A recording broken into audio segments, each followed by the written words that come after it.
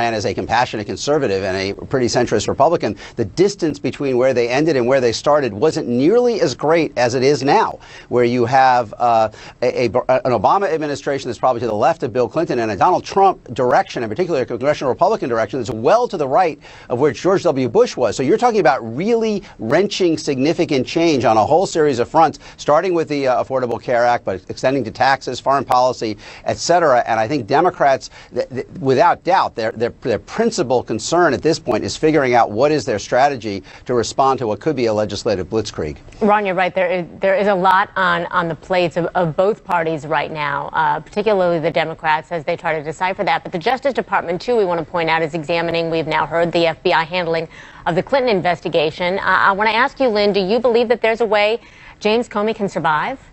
Yes, because he has a 10-year term, and it stretches beyond the end of the Obama administration. So he could survive legally.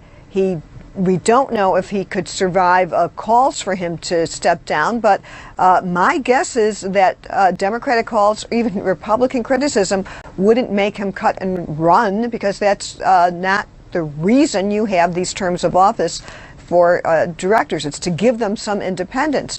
Now, if he is called on the carpet repeatedly by Congress, if this internal investigation finds that he did something wrong, that might change the situation and cause him reason to think about resigning.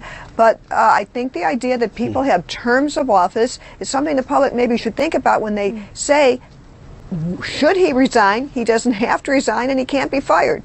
And Ron, on that note, I mean, agencies have to know the protocols of the FBI. It wouldn't be hard to determine whether he breached it.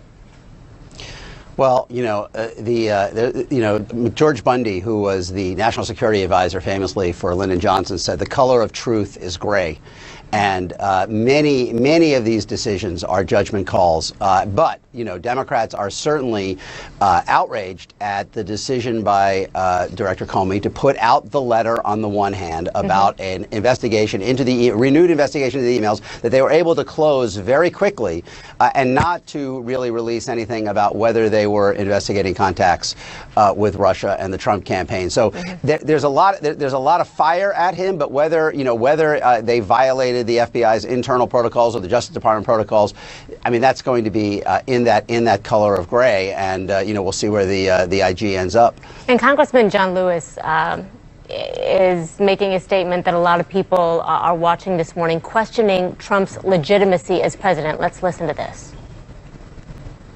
I don't see this president-elect as a legitimate president. You do not consider him a legitimate president. Why is that? I think the Russians participated in helping this man get elected.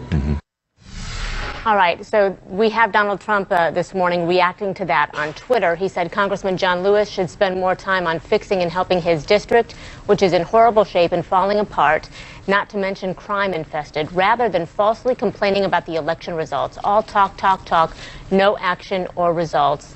Sad. Lynn, do you think that it was a responsible comment for him to make?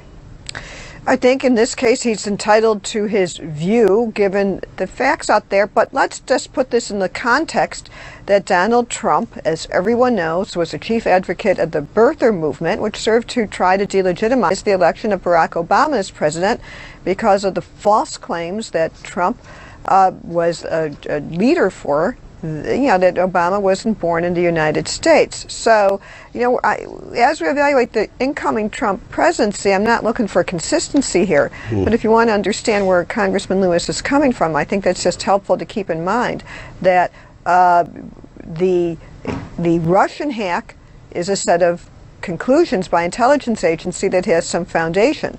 The birther chart, this whole birther movement was nonsense. So.